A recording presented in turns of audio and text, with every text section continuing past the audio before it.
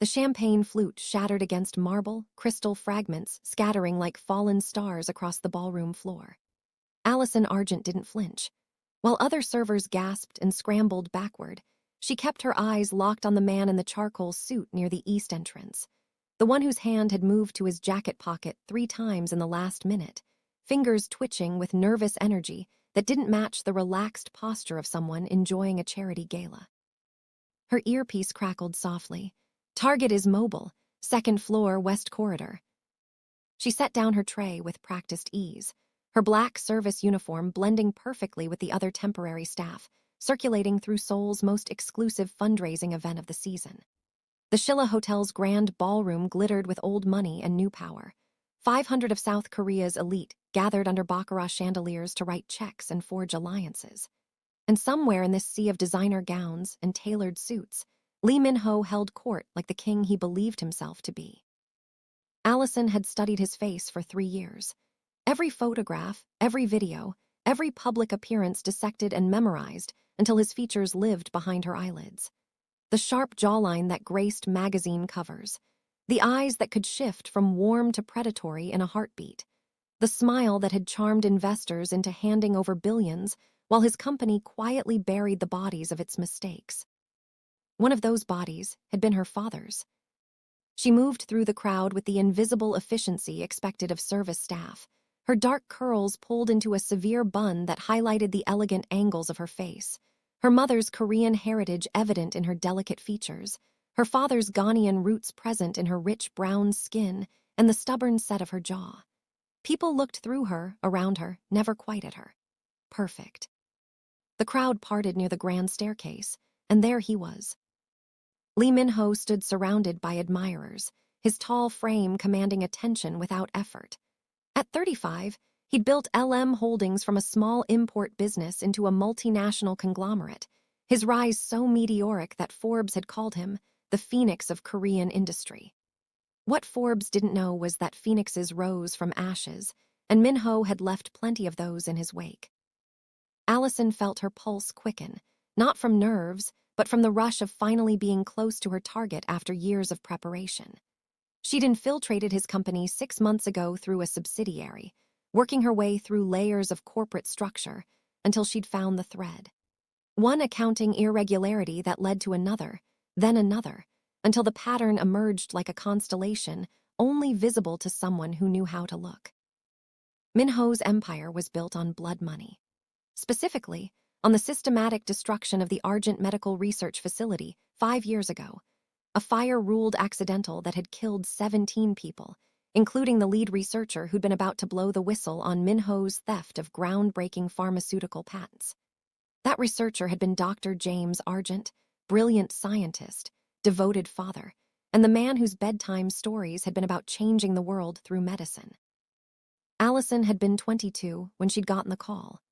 By 23, she'd abandoned her graduate studies in criminology and disappeared into the private sector, learning everything she could about corporate espionage and investigation.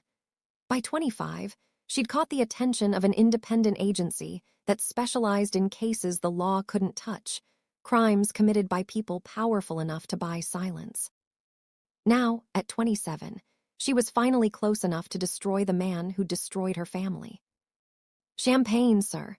She materialized at Min-Ho's elbow with a fresh tray, her voice pitched to the perfect tone of respectful deference. He glanced at her, and for a heartbeat, their eyes met. His were dark, almost black in the chandelier light, framed by lashes that any woman would envy. Intelligence flickered there, sharp and assessing, and something else, a flash of interest that made her skin prickle with warning. "Thank you," he said, his voice smooth as aged whiskey. His fingers brushed hers as he took the glass, the contact deliberate. "I don't recognize you, new to the staff." "Temporary, sir, just for tonight's event." Allison kept her expression neutral, but her mind raced. He wasn't supposed to notice her. Men like Min-Ho didn't notice the help. "Temporary?" He repeated the word as if tasting it, and his mouth curved into something that might have been a smile if it had reached his eyes. "How unfortunate. The evening is just beginning." Before she could respond, one of his associates touched his arm, drawing his attention to some business matter. Allison retreated into the crowd, her heart hammering against her ribs. Stupid. She'd been made, or at least noticed, which was almost as bad. Years of training, and she'd let herself get caught in his gaze like some amateur. Her earpiece crackled again. "We've got movement on the servers. Someone's accessing the secure files." That was her cue. While Min-Ho glad-handed donors downstairs, she needed to be 3 floors up in his private office, downloading the evidence that would finally connect him to the fire. The timing was perfect. His security detail was spread thin covering the event, and her inside contact had ensured the cameras on the executive floor would loop for exactly 18 minutes starting at 9:30. She had 12 minutes left. Allison slipped through a service door, shedding her server's jacket to reveal a simple black dress beneath. She'd learned long ago that confidence was the best disguise. Walk like you belong somewhere, and people assumed you did. The elevator to the executive floors required a key card, but she'd lifted one from Min-Ho's assistant 2 weeks ago, cloned it, and returned it before anyone noticed. The doors slid open on the 30th floor, revealing a corridor of glass and steel that screamed expensive minimalism. Min-Ho's office occupied the corner suite, its double doors made of some dark wood that probably cost more than most people's cars. Allison crossed to them, her heels silent on marble, and pressed the cloned card to the reader. Red light, access denied. She tried again, same result.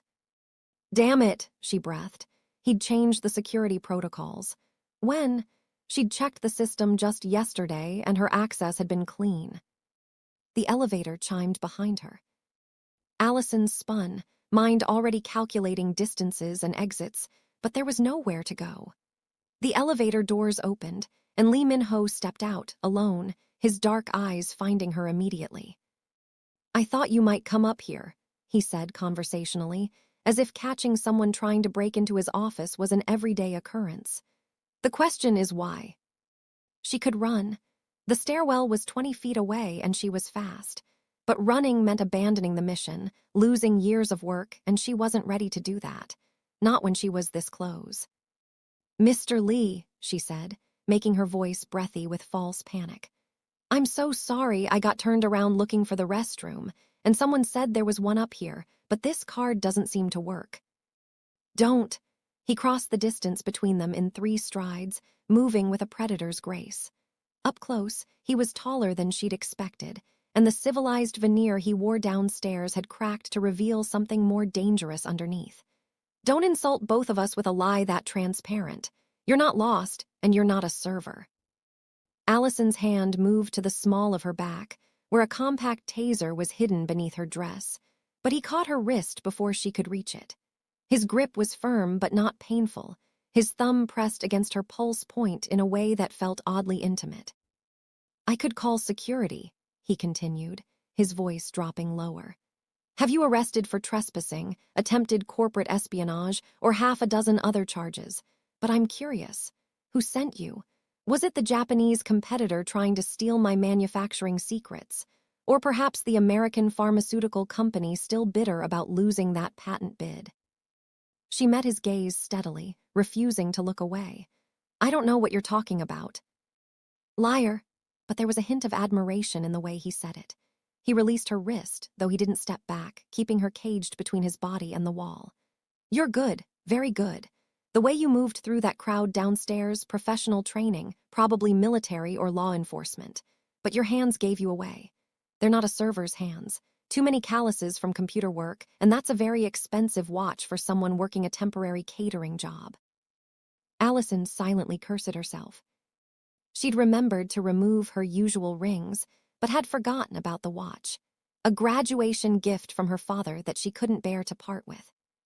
"So here's what's going to happen," Min-Ho said, and now his voice carried an edge that made her spine straighten.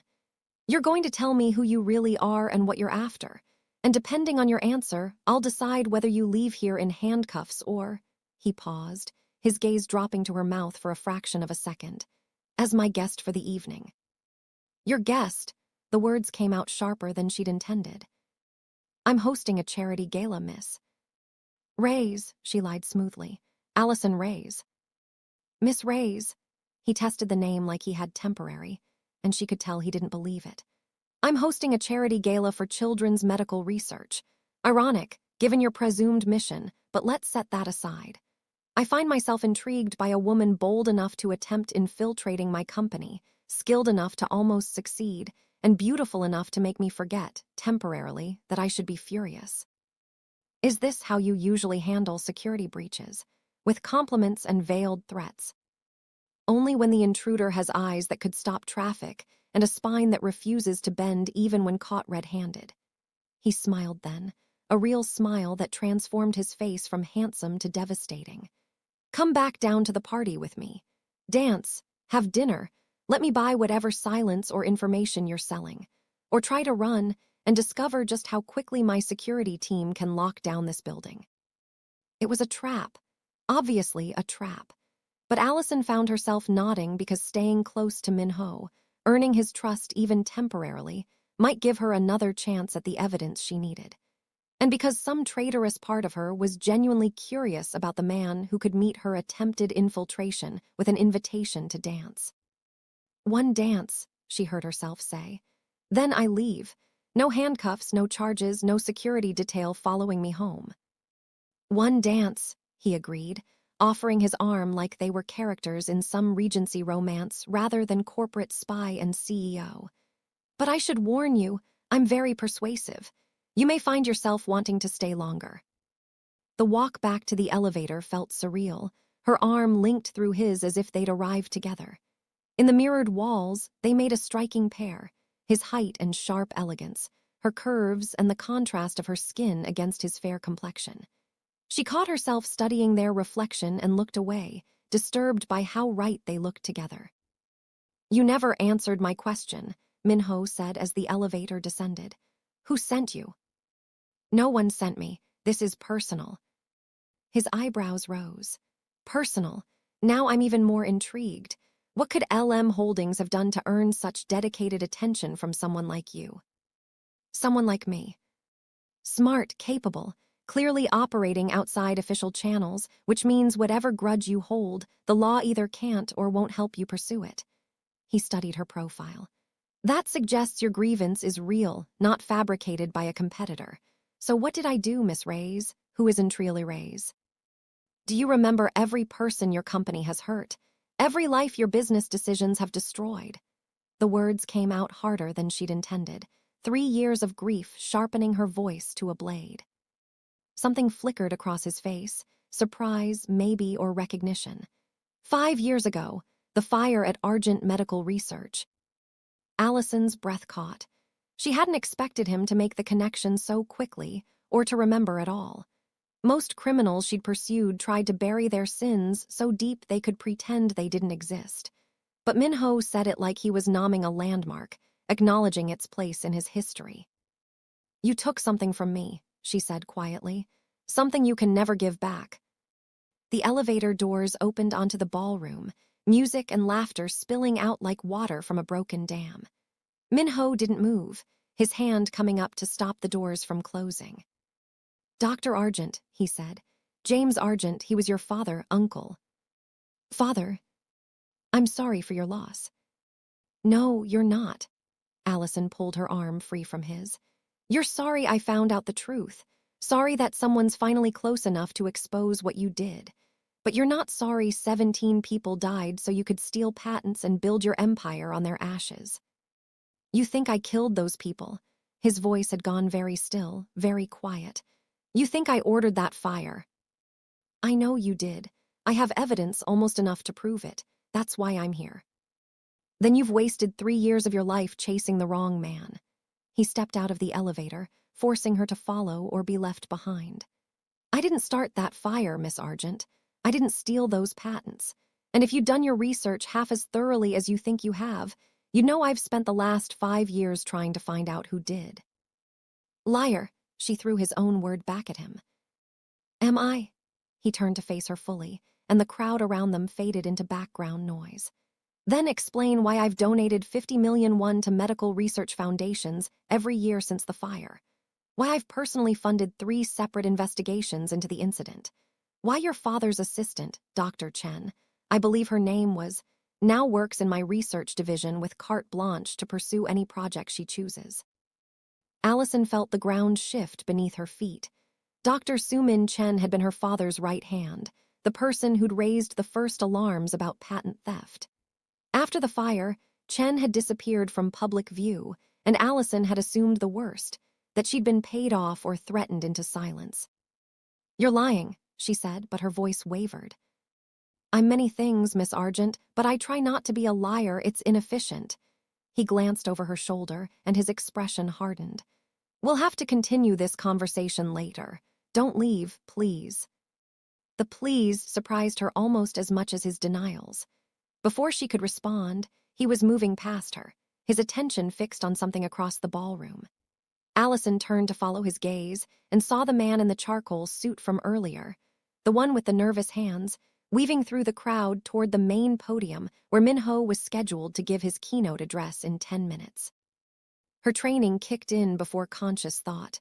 Wrong body language, wrong approach angle. The man's hand was inside his jacket now, and she caught the glint of metal.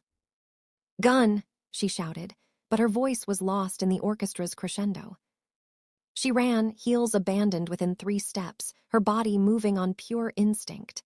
The man reached the podium steps. Min-Ho was 20 feet away, too far.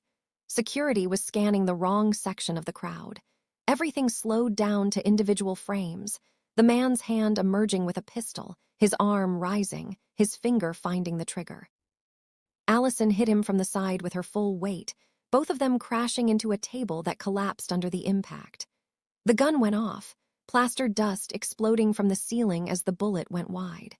Then chaos erupted, screaming, running, security converging from all directions. The man twisted beneath her, stronger than he looked, his elbow catching her jaw with enough force to make her vision blur. She held onto his gun arm with everything she had, her other hand going for his throat in a strike designed to incapacitate. They rolled across broken glass and spilled champagne, each fighting for control of the weapon. A hand closed over hers, Min-Ho's hand, she realized, and together they wrenched the gun away. Security swarmed them a second later, pulling the attacker off and pinning him to the ground. Someone was shouting orders. Someone else was calling for police. And through it all, Min-Ho kept his hand on her shoulder, his touch steady and grounding. "Are you hurt?" he asked, helping her to her feet. There was blood on her dress from where she'd landed on broken glass, and her jaw throbbed where she'd been struck, but nothing felt broken. "I'm fine, you." "Unshot, thanks to you." He studied her face with an intensity that made her want to look away. "That was incredibly stupid and incredibly brave. Thank you." "I wasn't going to let you die before I could prove you guilty," she said, but the words rang hollow even to her own ears. His mouth quirked. "Of course not. That would have been inconvenient for your investigation." Then, more seriously, "We need to talk, privately. There are things you need to know about that fire, about what really happened. But first..." He looked at the chaos around them, security cordoning off the area while police sirens wailed in the distance. "We need to get you cleaned up and give statements to the authorities." "I should leave," Allison said. Her cover was blown, her mission compromised. And she'd just assaulted someone in front of 500 witnesses. Every instinct screamed at her to disappear before the police started asking questions she couldn't answer. "If you leave now, you'll never know the truth." Min-Ho caught her hand, his grip gentle but insistent. 1 hour. Give me 1 hour to show you what I've learned about your father's death. After that, if you still believe I'm responsible, I'll turn over every file I have and let you do whatever you think justice requires. She should run, should retreat, regroup, approach from another angle. But Allison had spent 3 years so certain of Min-Ho's guilt that the possibility she might be wrong felt like standing at the edge of a cliff. If he was telling the truth, if he wasn't the villain she'd built him up to be, then who had killed her father? And why had all the evidence pointed to Min-Ho? 1 hour, she agreed, but if this is a trick... "You'll do what? Break into my office again?" His smile was wry. "I think we've established you're capable of far more than that. Come on. My private office has a first aid kit and considerably more privacy than this disaster area." He led her through the chaos with the confidence of someone who owned everything around him, security parting to let them pass. In the elevator, a different one, she noticed, that required his fingerprint for access. He leaned against the wall and studied her with undisguised fascination. "You knew," he said, before anyone else realized there was a threat. "How?" "Training, pattern recognition." He was nervous, kept checking his watch. His approach vector was wrong for a civilian. She touched her jaw gingerly, already feeling the bruise forming. "I've been watching you all night." He was watching you differently, like a target. "So you were surveilling me even before attempting to break into my office. Thorough." He pushed off the wall as the elevator opened. "I appreciate thoroughness." His private office was nothing like she'd expected. Instead of cold corporate minimalism, the space was warm. Dark wood bookcases crammed with everything from business journals to what looked like science fiction novels. A worn leather couch that had clearly seen years of use, and walls covered not with achievement plaques but with photographs. Landscapes, mostly. Mountains and oceans and the play of light through trees. "You take these?" Allison found herself asking, momentarily distracted from pain and suspicion. "When I can escape Seoul, photography reminds me there's a world beyond quarterly reports and board meetings." He opened a cabinet to reveal a surprisingly well-stocked first aid kit. "Sit. Let me see your injuries." "I can handle it myself." "I don't doubt that, but I'm Korean enough to feel obligated to care for the woman who saved my life, and you're American enough that you'll probably insist on your independence regardless. Can we compromise? You let me clean the cuts. I'll let you maintain the glare that suggests you're still deciding whether to kill me." Despite herself, Allison almost smiled. She sat on the couch, suddenly aware that she was barefoot, disheveled, and bleeding in a billionaire's private office with the man she'd planned to destroy. The absurdity of the situation hit her all at once, and she had to close her eyes against a wave of dizziness that was probably delayed shock. "Hey," Min-Ho's voice was closer now, and then his hand was on her face, tilting her jaw to examine the bruise. "Stay with me. You might have a concussion." "I'm fine," she insisted, but she let him work, too tired suddenly to fight. His touch was gentle, clinical, as he cleaned the cuts on her arms and palms with antiseptic that stung like betrayal. "Tell me about your father," he said quietly. "What was he like?" "Why do you care?" "Because you loved him enough to spend 3 years of your life hunting his killer. That kind of devotion speaks to character, both yours and his." He applied bandages with practiced efficiency. "And because if we're going to trust each other enough to find out who really started that fire, we need to start seeing each other as people instead of obstacles." "I don't trust you." "Not yet, but you might, once you see what I have to show you." He finished with her arms and moved to her feet, examining the cuts from when she'd kicked off her heels. "Dr. James Argent, brilliant researcher, loving father. What else?" "He told terrible jokes," Allison heard herself say. "The kind that make you groan even while you're laughing. And he could never remember to buy milk, so we always had cereal with orange juice for breakfast until Mom learned to keep 3 backup cartons in the fridge." Her throat tightened. "He believed science could save the world. That's why he went into pharmaceutical research. He wanted to develop medicines that people could actually afford." The patents he was working on, they were for a new class of antibiotics that could have revolutionized treatment for drug-resistant infections. "I know," Min-Ho sat back on his heels. "Those patents were why LM Holdings tried to partner with Argent Medical. We wanted to fund the final stages of development and help bring the drugs to market at cost. Your father refused our offer. Because you wanted controlling interest in the research. You wanted to lock the formulas away and charge whatever the market would bear." "That's what he thought, yes, but it wasn't true." Min-Ho stood, crossing to his desk to pull out a folder thick with documents. "I was 29 when I made that offer. Ambitious, arrogant, and absolutely convinced I could change the world if I just had enough power and money to do it. Your father saw through me. He said I cared more about building an empire than helping people, and he was right." He handed her the folder. "That's the original contract I offered. Read it. Specifically, Section 7, Subsection C." Allison flipped through pages of legal language, until she found the referenced section. Her eyes widened as she read, then read again to make sure she understood correctly.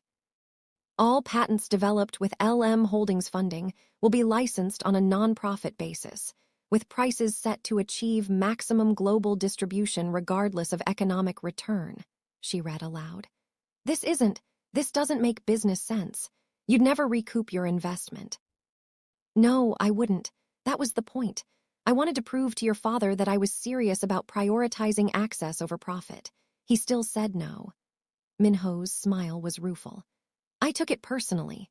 Spent the next month trying to find ways to acquire the patents without his cooperation, looking into his company's financial vulnerabilities, identifying investors I could pressure. I was young and stupid, and so focused on winning that I didn't see I was becoming exactly the villain your father thought I was. What changed? Allison asked, though she wasn't sure she wanted to know. The document in her hands was undermining 3 years of certainty, and she felt like she was drowning. The fire changed everything. When I heard about it, my first thought, God help me, was opportunity. The patents would be up for grabs, Argent Medical would be destroyed, I could swoop in and save the company while securing the rights to the research. He turned away, staring out the floor-to-ceiling windows at Seoul's glittering skyline. Then I learned people had died, 17 people, including your father. And I realized that whoever started that fire had done it for exactly the reason I'd been circling Argent Medical like a vulture, to steal the patents. So you investigated to clear your conscience, Allison said, but her voice lacked conviction. I investigated because I was the obvious suspect, and I wanted to know who'd murdered 17 people and arranged evidence to point at me. He pulled out another folder, this one even thicker. The fire started in the records room, supposedly an electrical fault, but the forensic evidence was questionable. Insurance investigators found accelerant residue that somehow didn't make it into the official police report. Security footage from that night mysteriously corrupted. And within a week of the fire, 3 different shell companies started filing claims on Argent Medical's patent portfolio. Allison took the second folder, her hands shaking now. Inside were investigation reports, financial records, and highlighted sections that traced the shell companies back through layers of obfuscation to a single source. Apex Holdings, she read. I don't recognize the name. You wouldn't. They specialized in hostile takeovers and asset stripping, operating just barely within legal boundaries. They'd targeted Argent Medical months before I did, offering to buy the company outright. Your father refused them too. So they killed him. The words felt strange in her mouth, reshaping her understanding of the past 3 years. Why pin it on you? I made myself an easy target. All those aggressive business maneuvers, the public back and forth with your father about the partnership. It wasn't hard to make me look like I had motive. And Apex knew I wouldn't be able to prove my innocence without revealing some fairly questionable business practices I'd engaged in while pursuing the patents legally. Min-Ho turned back to face her. They framed me perfectly. I've spent 5 years trying to build a case against them, but they're careful. Every trail goes cold. Every witness recants or disappears. Why tell me this? Allison demanded. Why not just have security throw me out or turn me over to the police? Because you got closer to my secure files than anyone has in 3 years. Because you saved my life tonight without hesitation, even though you think I'm a murderer. And because he crossed the distance between them, crouching down so they were eye level. You have something I don't have, motivation that goes deeper than business or reputation. You want justice for your father. I want to clear my name and stop Apex from doing to other companies what they did to Argent Medical. Together, we might actually be able to take them down. You want me to help you? She couldn't believe what she was hearing. I broke into your office. I've been investigating you for 3 years, convinced you were guilty. And now you're not so convinced. I can see it in your eyes, doubt, confusion, and underneath that, a recognition that the evidence I'm showing you fits together in ways your theory never quite did. His gaze held hers, dark and intense. I'm not asking you to trust me completely. I'm asking you to consider the possibility that we've both been hunting the same enemy, just from different directions. Allison's mind raced, trying to reconcile everything she thought she knew with this new information. The investigation reports looked legitimate, the financial trails consistent with high-level corporate malfeasance. And his explanation for why he'd remember her father, why he'd investigated the fire so thoroughly, it made a sick kind of sense. But 3 years. She'd spent 3 years building a case against this man, fueled by grief and certainty. Could she really have been wrong the entire time? "I need to verify this," she said finally. "The documents, the investigation reports, I need to check them against what I found." "I expected nothing less. Take copies of everything. Hell, take the originals if you don't trust that I won't alter the duplicates." He stood, offering his hand to help her up. "But consider this, someone tried to kill me tonight. That assassin wasn't random. Someone knows we're getting close to exposing them. Or someone knows I've been investigating you and decided to eliminate you before I could gather enough evidence." But even as she said it, Allison knew it didn't quite fit. The timing was wrong, the method too public. "Apex has tried 3 times to kill me in the last 2 years," Min-Ho said quietly. "Twice made to look like accidents, once like a mugging gone wrong. I've upgraded security, varied my routines, and generally made myself a harder target. Tonight was bold, even for them, which makes me think they're getting desperate." "Why would they be desperate?" "Because 6 months ago, I finally found a witness. One of the engineers who worked at Argent Medical. He survived the fire but went underground afterward, terrified he'd be next. It took me years to find him, longer to convince him to talk. He's willing to testify that he saw 2 men setting charges in the records room the night before the fire. Men he later identified from security footage at an Apex Holdings subsidiary." Allison's breath caught. "You have testimony placing Apex at the scene. That's enough to reopen the investigation, maybe even enough for charges." "It would be if the witness hadn't disappeared 2 weeks ago. His apartment cleaned out, his phone disconnected, no trace of where he went or whether he left voluntarily." Min-Ho's jaw tightened. "I think Apex found out he'd talked to me, and I think tonight's assassination attempt was meant to eliminate me before I could find another witness or another way to prove what they did." The pieces were falling into place, forming a picture that made terrible sense. If Min-Ho was telling the truth, and God help her, she was starting to believe he was, then she'd wasted 3 years while the real killers went free. While they kept operating, kept destroying lives, kept getting away with murder. "Where do we start?" The words were out before she'd fully decided to say them, but once spoken, she knew they were right. Min-Ho's expression transformed, relief and something deeper flashing across his features. "We start by keeping you alive. If Apex knows you've been investigating the fire, you're in as much danger as I am now. Possibly more, since you don't have the resources I do for protection. I can take care of myself. I saw you take down an armed assassin in heels and an evening gown. I don't doubt your capabilities." He smiled, but there was worry in his eyes. "But Apex doesn't play fair. They'll go after everyone you care about to get to you. Family, friends, anyone you've had contact with during your investigation." Allison's blood ran cold. "Dr. Chen, if she works for you now." "Already protected. She lives in a secure apartment building with 24-hour security, one of the conditions of her employment." He pulled out his phone, typing rapidly. "I'm arranging similar protection for anyone else who might be at risk, but you'll need to disappear for a while. Let me put you somewhere safe while we figure out our next move." "I'm not hiding.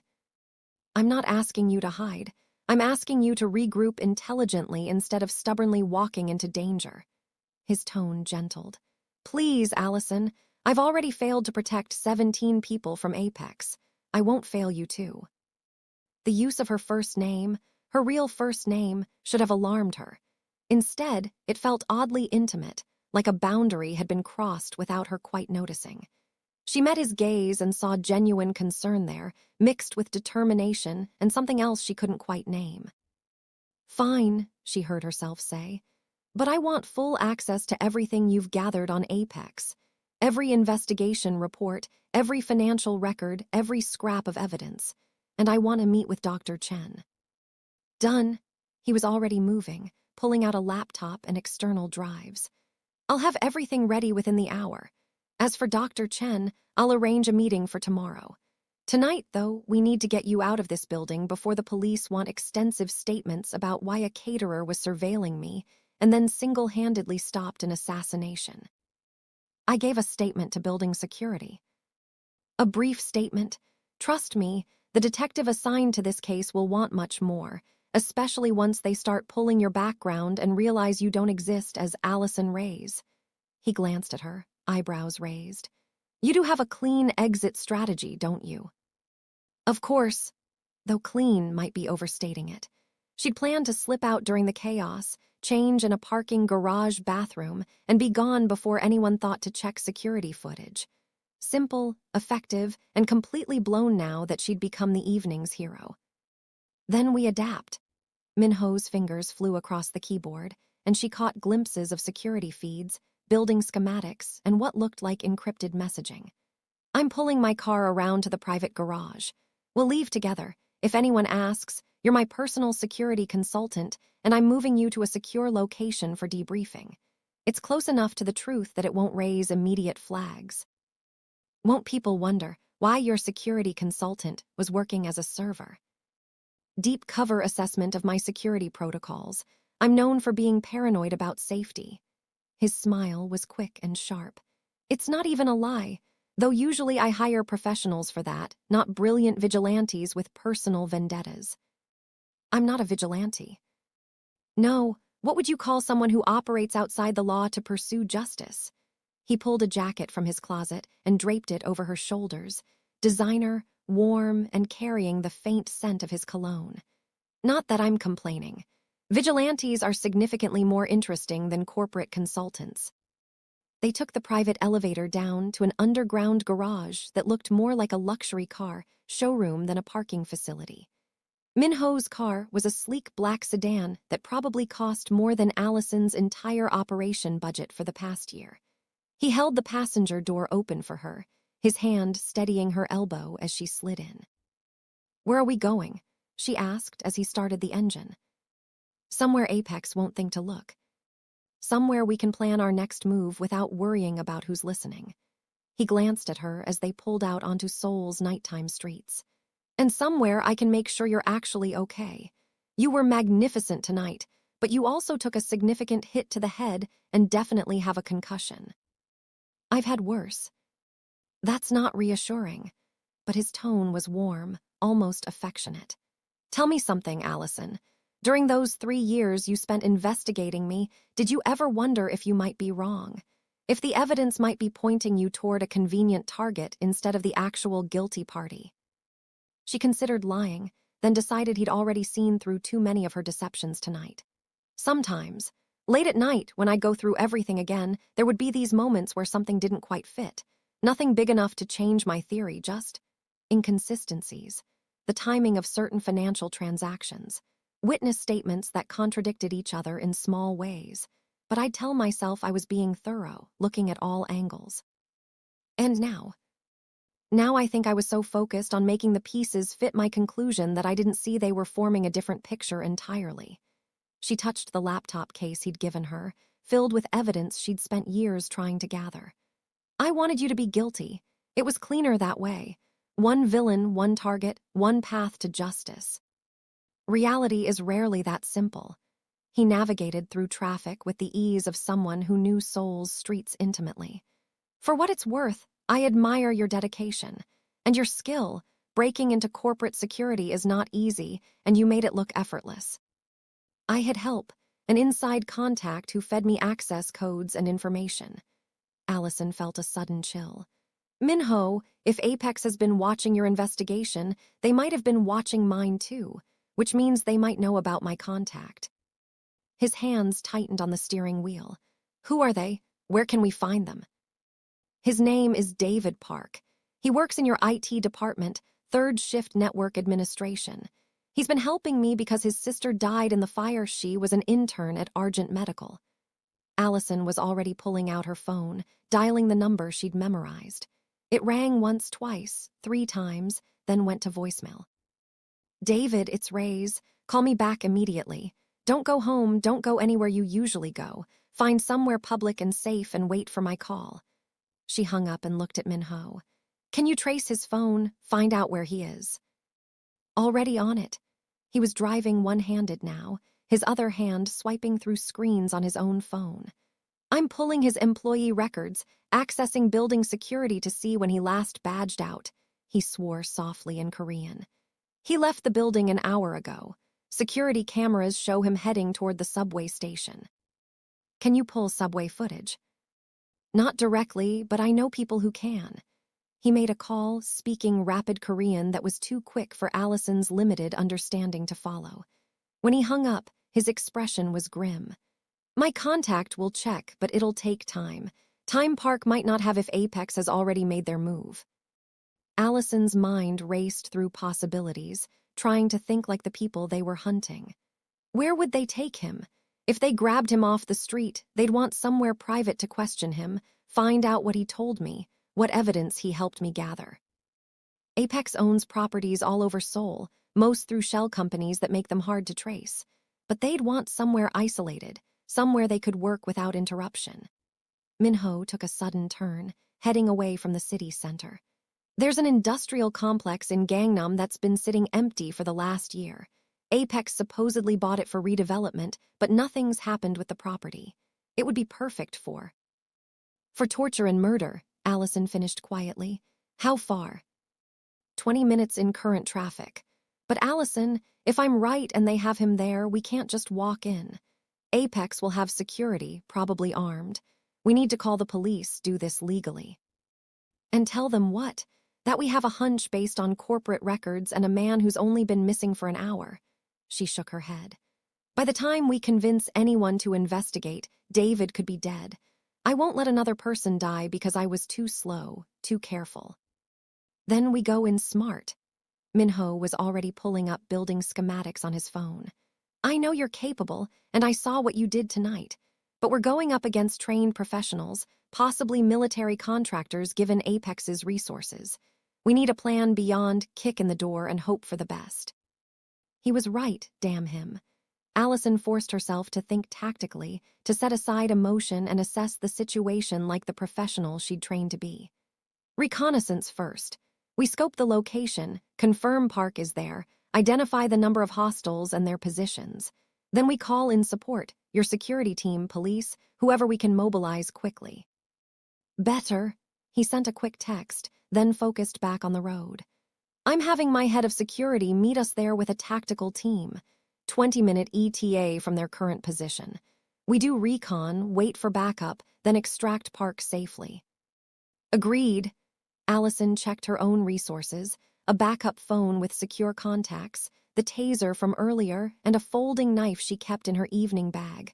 Not much for a potential combat situation, but better than nothing. Do you have weapons in this car? Glove compartment, taser and pepper spray. The gun safe is in the trunk, but I'd rather not escalate to lethal force if we can avoid it. Sometimes you don't get to choose. But she took the taser gratefully, checking its charge. Tell me about your security team. Are they experienced with hostage extraction? Ex-military, mostly. Good people, well-trained. But they're used to preventing threats, not mounting tactical operations. He glanced at her. You've done this before. Extraction operations. It wasn't quite a question. My training included practical fieldwork. I've been in situations where someone needed to be pulled out of danger, yes. And I got them out. Not always cleanly, not always without cost, but I got them out alive. She met his gaze. David Park is going to be one of those people. I didn't protect him before, didn't consider that helping me might put him at risk. I won't fail him again. They drove in silence for a while, the city lights giving way to industrial areas, warehouses and factories that hummed with late-night activity or sat dark and empty. Min-Ho pulled off the main road into a service area, parking where they had a clear view of the complex he'd identified. There, he said, pointing to a cluster of buildings surrounded by chain-link fencing. The main structure is 5 stories, mostly open floor plans for manufacturing. Security would likely keep Park on one of the lower floors, easier access, more control. Allison studied the layout, her mind automatically cataloging entry points, sight lines, vulnerabilities. Cameras. Should be disabled given the property's supposedly empty, but Apex might have installed their own. We'll have to assume we're on camera from the moment we approach the fence.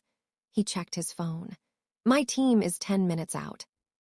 Then we scout now, quickly, before they arrive. See if we can confirm Park's presence and hostile count. She was already moving, slipping out of the car with practiced silence. Min-Ho followed, and together they approached the fence from an angle that used shadows for cover. Up close, Allison could see the property wasn't quite as abandoned as it appeared from the road. Fresh tire tracks in the dirt, a section of fence that had been recently repaired, and most tellingly, light leaking from windows on the second floor of the main building. Someone's home, she murmured. Question is whether it's security doing routine checks or Apex interrogating your contact. Min-Ho pulled out a small pair of binoculars, focusing on the lit windows. I can't see inside from this angle. We'd need to get closer. Then we get closer. Allison was already examining the fence, looking for the easiest way over. Allison, wait, we should. The scream cut through the night air, muffled by walls but unmistakably human, unmistakably pain. Allison's blood turned to ice. That's David, she said, knowing it in her bones. They're hurting him now. She didn't wait for Min-Ho's response, didn't wait for backup or for better odds. She grabbed the fence and climbed, her bandaged hands protesting but holding. Behind her, she heard Min-Ho curse and then follow, both of them dropping to the other side and running low across open ground toward the building. The door was locked, but it was an old commercial lock that Allison had practiced with. 30 seconds and it clicked open, admitting them to a dark hallway that smelled of dust and old concrete. Another scream, closer now, coming from above them. They took the stairs 2 at a time, moving silently despite their haste. The second-floor corridor was lit, ugly fluorescent lighting that flickered and buzzed. Voices came from a room at the end of the hall, one voice calm and cold, asking questions, another ragged with pain trying to answer. Allison pulled her taser, her heart hammering against her ribs. This was stupid, reckless, exactly what Min-Ho had warned against. But David Park was in there dying, and she was done being careful while people got hurt. Min-Ho touched her shoulder, his expression conflicted but resolved. Together, he whispered. On 3. She nodded. He counted silently with his fingers, and on 3, they moved. The door crashed open under Min-Ho's kick, both of them bursting into a room that was worse than Allison had imagined. David Park was tied to a chair, his face bloody, his body sagging with exhaustion. 2 men in dark clothes spun toward them, one reaching for a weapon at his belt. Allison fired the taser, catching the armed man in the chest. He went down convulsing.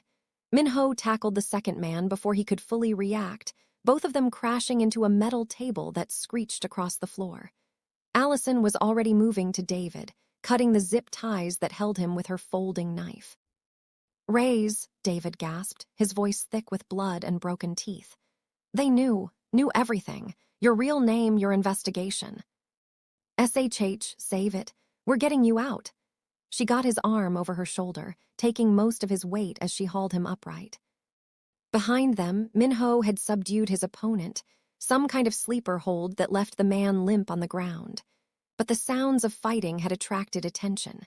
Footsteps pounded in the hallway, multiple people running toward them. Window, Min-Ho said, already moving toward the far wall. He grabbed a chair and sent it through the glass, clearing the frame of shards.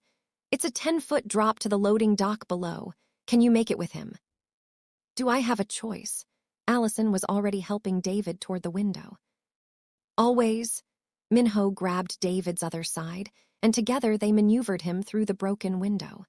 The drop was jarring but survivable, all 3 of them rolling as they hit the concrete below. Shouts came from above. A gunshot cracked, the bullet sparking off metal near Allison's head. Then they were running, Min-Ho supporting David now, Allison covering their retreat with the taser that had maybe one more charge left in it. They hit the fence and went over, David crying out in pain as his injuries protested the rough treatment. Behind them, more gunfire, closer now. Allison felt something tug at her borrowed jacket, the burn of a graze across her shoulder. Min-Ho's car roared to life before they reached it. His security team had arrived, one of them in the driver's seat with the engine running. They piled in, David across the back seat, Min-Ho and Allison practically on top of each other in their haste. "Go!" Min-Ho shouted, and the car launched forward with a squeal of tires. Bullets punched through the rear window, safety glass turning to cobwebs but holding. The driver, a grim-faced woman with the bearing of ex-military, executed a turn that would have been at home in an action movie, and then they were back on the main road, putting distance between them and the complex. "Hospital," Allison said, looking at David's injuries. "He needs immediate medical attention." "Private clinic," Min-Ho countered, already on his phone again. "Apex will have people watching emergency rooms. Dr. Kim owes me favors and won't ask questions." He gave the driver an address, then focused on Allison. "You're hurt, your shoulder." "Just a graze. David's worse." But Min-Ho was already examining the wound, his touch gentle despite the motion of the car. "Bullet creased you. You're going to need stitches." Later, she turned her attention to David, who was conscious but dazed. "David, listen to me. What did you tell them? What do they know?" "Everything," he whispered, and the defeat in his voice made her heart sink. "Your name, where you've been staying, who you've been talking to. They had files, Allison. Pictures of you, of me, of everyone who's been helping you investigate. They've been watching for months." Which meant Apex knew she'd survived tonight. Knew she'd met with Min-Ho, might even know they'd rescued David. The next hours would be critical. They needed to move faster than Apex could react, needed to strike before their enemies could regroup. "Then we don't give them time to use what they know," Allison said, her mind already racing ahead to next steps.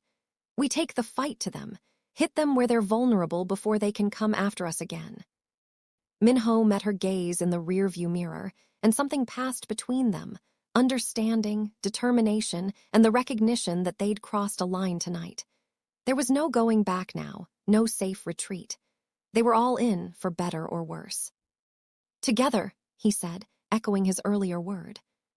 "Together," she agreed, and felt the last of her 3-year certainty crumble away, replaced by something more dangerous and more real. Lee Min-Ho wasn't her enemy. He was her ally, her partner in this fight. And together, they were going to bring Apex Holdings to its knees, expose the truth about her father's death, and make sure that 17 innocent people didn't die in vain. The private clinic was a modest building tucked into a residential neighborhood, the kind of place that catered to people who valued discretion over luxury. Dr. Kim met them at a side entrance, a woman in her 50s with steady hands and eyes that had clearly seen her share of unusual situations. "Mr. Lee," she said with only the slightest raise of her eyebrows at the state of them, "your timing is as dramatic as ever. Bring him inside." They carried David into an examination room while Dr. Kim's assistant, a young man who moved with military precision, swept the street for surveillance. Inside, under harsh medical lighting, David's injuries looked even worse than Allison had feared. Multiple contusions, possible broken ribs, and cuts that would definitely scar. "He'll live," Dr. Kim said after a quick assessment. "But he needs rest, fluids, and probably a few days of observation. I can keep him here off the grid." "Do it," Min-Ho said without hesitation. "Whatever he needs, bill it to my personal account, and doctor absolute discretion. No records, no reports." As always, Dr. Kim turned her attention to Allison. "You too. That shoulder needs cleaning and stitches. Sit." Allison wanted to argue, to insist they needed to move, to plan, to act. But the adrenaline was draining away now, leaving her shaky and aware of just how much the night had taken out of her. She sat. Min-Ho stayed beside her while Dr. Kim worked, his presence steady and grounding. When Allison flinched at a particularly painful stitch, his hand found hers, their fingers interlacing without discussion. "We make a good team," he said quietly. "Terrifying, reckless, but effective." "Is that your way of saying, we're both idiots for charging into that building?" "Absolutely, but we got David out alive, which is what mattered." His thumb traced circles on the back of her hand, the gesture unconscious and intimate. Tomorrow, we regroup. We go through everything Apex told David, figure out what they know and how they know it. Then we find their weakness and we strike hard enough that they can't recover. Tomorrow, Allison agreed. Tonight, she was too tired to plan, too overwhelmed by how completely her world had shifted in the space of a few hours. She'd come to destroy Lee Min-Ho.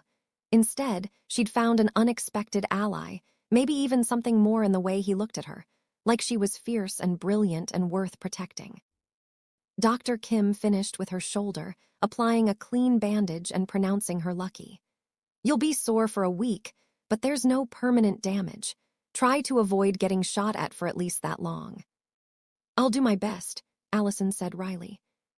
They left David in Dr. Kim's capable hands, with promises to check on him in the morning. Outside, dawn was beginning to break over Seoul, painting the sky in shades of pink and gold that seemed absurdly beautiful after the night they'd had. Where to now? Allison asked as they got back in the car. My apartment. It's the most secure location I have. Top-floor penthouse, private elevator, security system that makes Fort Knox look accessible. Min-Ho started the engine. You need sleep, I need sleep, and we both need time to process everything that's happened before we make our next move. She should have protested. Should have insisted on going to her own safe house, maintaining some professional distance. But the truth was, she felt safer with Min-Ho than she had in years. Safer, and something else she wasn't quite ready to name. His apartment was everything she'd expected. Sleek, modern, with floor-to-ceiling windows that offered a breathtaking view of the city waking up below them. But there were personal touches, too, more of his photographs on the walls, books scattered across surfaces, and a guitar propped in the corner that suggested hidden depths she'd like to explore. Guest room is through there, Min-Ho said, pointing to a hallway. Bathroom is stocked with everything you might need. I'll order breakfast for whenever we wake up. Min-Ho, Allison said, stopping him before he could retreat to his own room. Thank you for believing me about David, for charging in with me even though it was insane. She gestured vaguely at everything between them, all of this. You saved my life tonight, he said simply. More than that, you gave me something I haven't had in 5 years. Hope that we might actually find justice for what Apex did. If anyone should be saying thank you, it's me. They stood there in the golden dawn light, two people who'd started the evening as enemies and ended it as something far more complicated. Allison felt the pull between them, the magnetic attraction that had nothing to do with logic and everything to do with the way he'd looked at her, fought beside her, trusted her when he had every reason not to. Good night, Allison, Min-Ho said softly, and there was something in his voice that made her think he felt it too. This connection that went beyond shared enemies and common goals. Good night, she whispered back. She made it to the guest room before the exhaustion truly hit, barely managing to shower and change into the clothes Min-Ho had left for her, an oversized t-shirt that smelled like his cologne, before she collapsed into bed. Her last thought before sleep claimed her was that tomorrow, everything would change again. They'd plan their attack on Apex, expose the truth, and finally get justice for her father. But tonight, for the first time in 3 years, Allison Argent slept without nightmares. Because she wasn't alone anymore. Because Lee Min-Ho had proven himself not a villain, but an ally worth fighting beside. And because together, they were going to burn Apex Holdings to the ground and make sure that everyone who died that night 5 years ago didn't die in vain. The fight was just beginning, but now she was ready for it.